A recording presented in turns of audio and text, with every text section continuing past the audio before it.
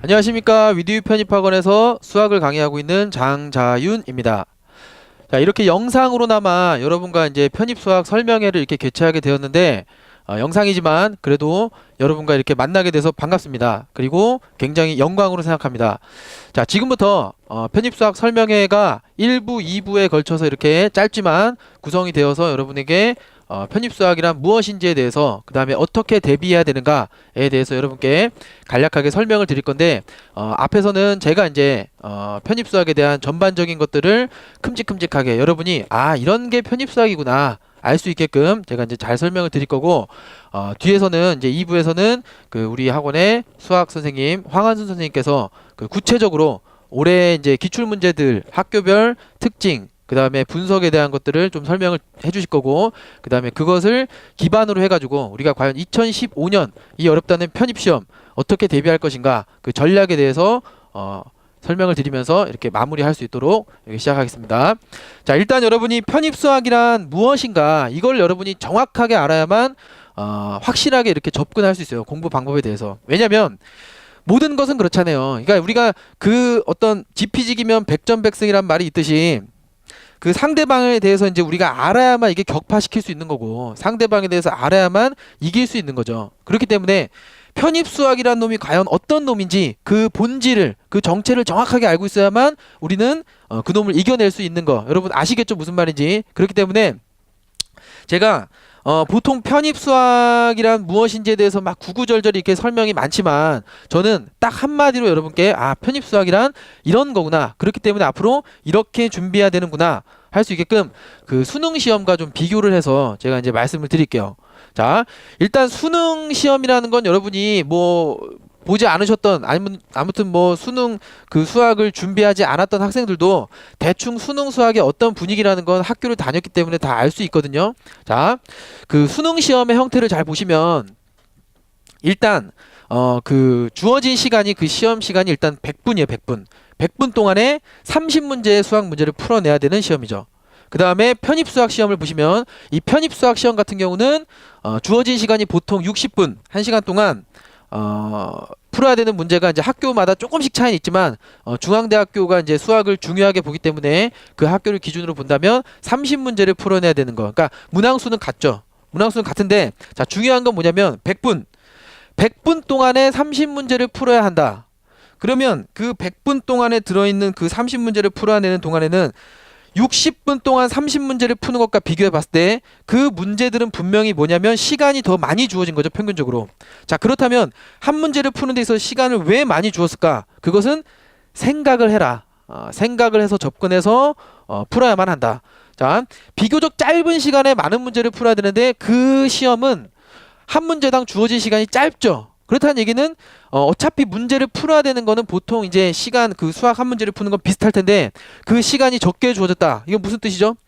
그쵸. 그만큼 생각할 시간, 사고할 시간, 응용력을 발휘할 시간, 그 시간들을 배제시킨 거죠. 그렇다는 얘기는 이 편입시험이라는 건 분명히 생각하는 것은 좀 배제가 되고, 일단 공대 학생들을 뽑는 거기 때문에 이제 더 그렇지만, 그 시험의 틀만 보더라도 분명히 정확성, 그 다음에 계산력, 그 다음에 그 문제에 대한 공식을 알고 모름, 그 다음에 어떤 이론을 알고 모름, 그거에 대해서 이제 물어보는 시험이라는 거죠. 하지만 수능 시험 어떻게 되죠? 우리가 경험을 하고 굉장히 많은 실망감을 얻었지만, 단순히 그 파트에서 내지는 그 문제에서 요하는 내용이 어떤 건지 안 걸 넘어서서 수학적 사고방식으로 생각을 하고, 그 다음에 그 사고방식을 통해서 기존의 경험들과 막 연결을 지어서 응용력을 이제 또 발휘해가지고 풀어내야 되는 그런 과정들이 한 문제 한 문제에 담겨 있는 게 이제 수능 시험이죠.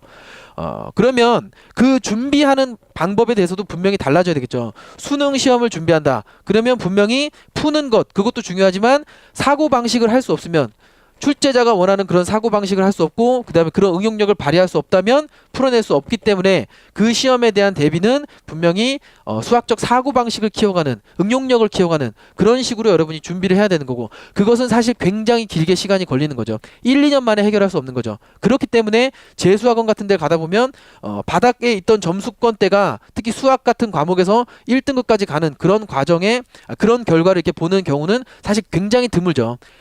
등급이 낮았다. 근데 재수를 했다. 사실 약간 올라가는 정도지 이렇게 반등하기는 쉽지가 않은 게 수능 시험에 대한 대비죠. 왜? 그런 생각들을 키워 나가야 되는데 그러기에는 시간이 이제 짧으니까 보통. 자, 근데 편입 시험은 어떤가요? 자, 알고 모름을 만들어가면 되는 거니까 무조건 반복해서 그것을 외우고 그 다음에 그런 문제 형태가 나왔을 때 알면 풀 수 있는 거니까 그런 게 이제 편입 시험이기 때문에 정확성 그 다음에 계산력 이런 거에 대한 노력만 한다면 풀어낼 수 있는 거죠. 그렇기 때문에 짧은 시간에 준비할 수 있는 게 편입 시험인데 자, 예를 들어 봅시다. 우리가 반복을 하면 뭐든지 해결할 수 있어요. 자, 축구를 내가 못한다 하더라도 축구를 못한다 하더라도 골대 앞에서 한 40번을 찬다. 한 번, 두 번 찰 땐 당연히 이제 내가 잘 못하니까 못하겠지만 원래 못하니까 못하겠지만 한 40번을 그걸 똑같이 연습한다. 그러면 적어도 그 킥은 해결할 수 있을까요? 없을까요? 있죠. 있죠. 자, 그런데 수능은 이런 거죠.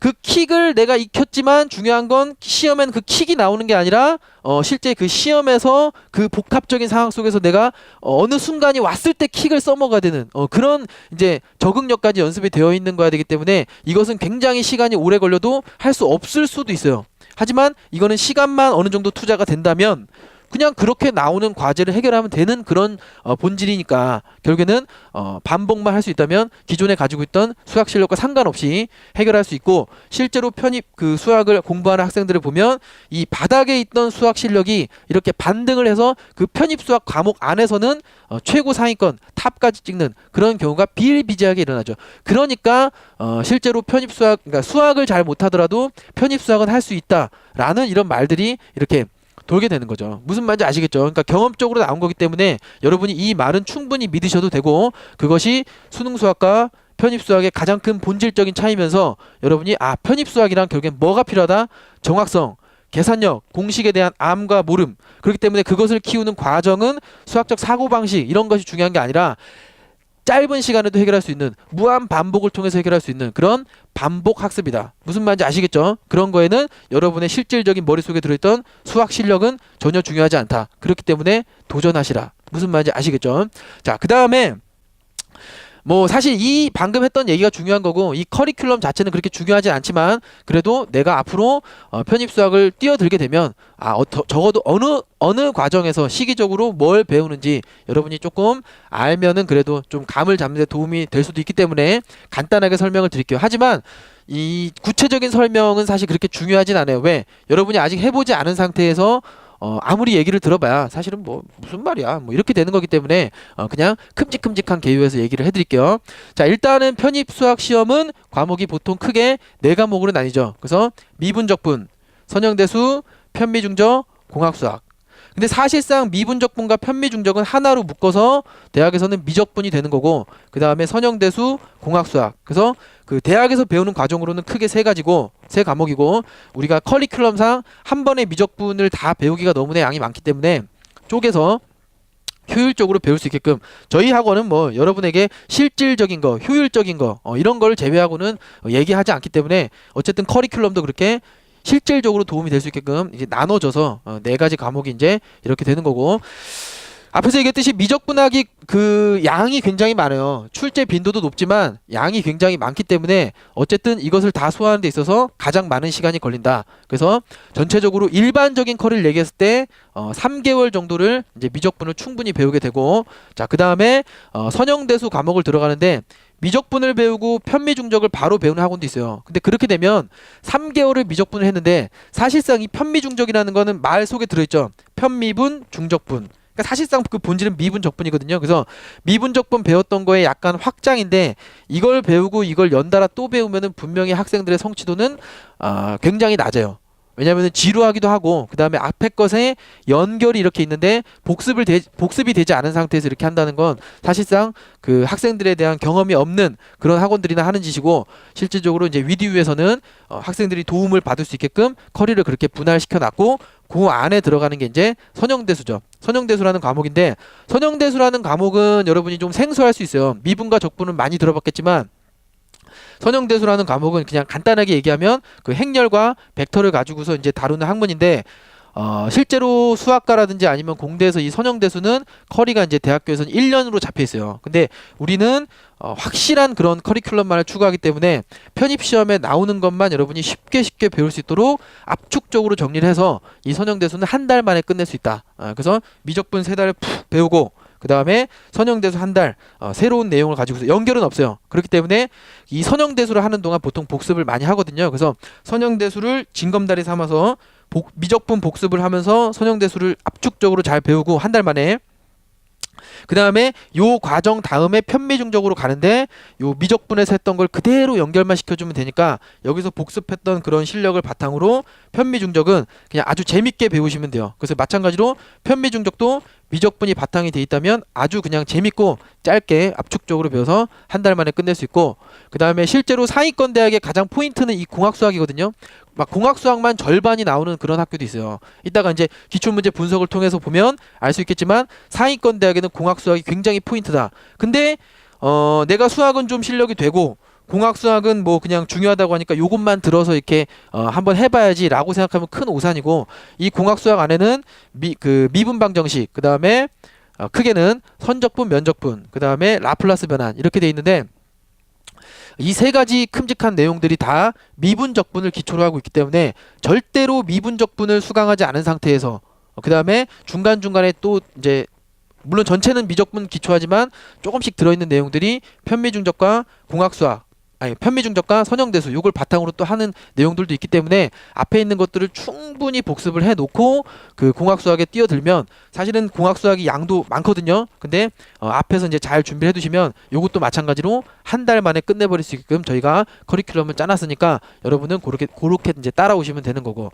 자, 이 많은 내용을 내가 어떻게 이렇게 연달아서 다 이렇게 배울 수 있을까요? 대학에서는 실제로 이걸 다 배우는데 2년은 걸리는데 학원에서 어떻게 이거를 내가 실력도 없는데 실력도 부족한데 여러분 무시하는 게 아니라 우리는 항상 보편적인 학생들을 기준으로 말씀을 드리는 거기 때문에 이해를 해주시고 요 1년도 안 되는 시간 동안 이 과목들을 어떻게 다 배우나요? 자, 할 수 있게끔 다 유도를 해드리죠. 그리고 그 중간중간 달에는 여러분이 복습을 해서 따라갈 수 있게끔 그 문제풀이 강의 내지는 복습 강의를 이렇게 중간중간에 끼워져 있는 커리큘럼 여기 보시면 자, 그 다음에 그렇게 이제 커리큘럼은 짜여져 있고 우리 학원에는 그 중간중간에 얼마든지 여러분이 놓쳤던 것들을 배울 수 있게끔 그 관리하는 시스템 뭐 특강이라든지 아니면 잘 못 따라가는 학생들이 다시 올라갈 수 있게끔 이렇게 북돋아주는 뭐 과외 시스템이라든지 아니면 상위권 학생들은 조금 더 높은 곳을 바라볼 수 있게끔 뭐 서술형 문제에 대한 대비라든지 전공 문제라든지 이런 것들에 대해서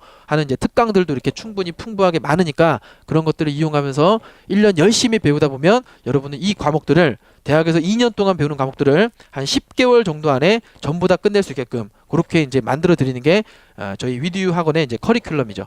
자, 아무튼 요렇게 여러분이 배우는 과정이면서 요 정도의 양들이 되고 이제 좀 더 구체적인 건 그 뒤에 이제 문제 분석을 통해서 다시 한번 언급을 해드릴 거고.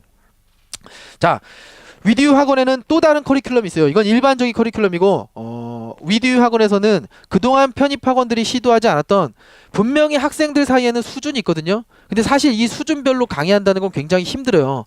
근데 정확한 진단을 통해서 학원에 오시면 굉장히 많은 모의고사를 볼 텐데 정확한 진단을 통해서 그 특성화반 그래서 특성화반은 뭐냐면 상, 중, 하 이렇게 들어갈 수 있게끔 특성화반이 이제 짜여져 있는데 그 상위권 학생들은 실력이 좋다든지 아니면 재수하는 학생들을 위해서 그 단기 속성 프로그램 있고 그 커리큘럼은 이제 좀 더 빨리 끝내고서 문제풀이를 많이 할 수 있게끔 이제 학원에 오시면 문의할 수 있고 그 다음에 아까 말했던 중위권 학생들 일반적인 학생들, 보편적인 학생들은 그 진단을 통해서 이제 선별하게 되는데 요 아까 말씀드렸던 기본적인 커리 있죠. 미적분부터 공학수학까지 쭉 가게 되는 이제 중간중간에 문제풀이가 있고 요런 커리를 택하시면 되고 그다음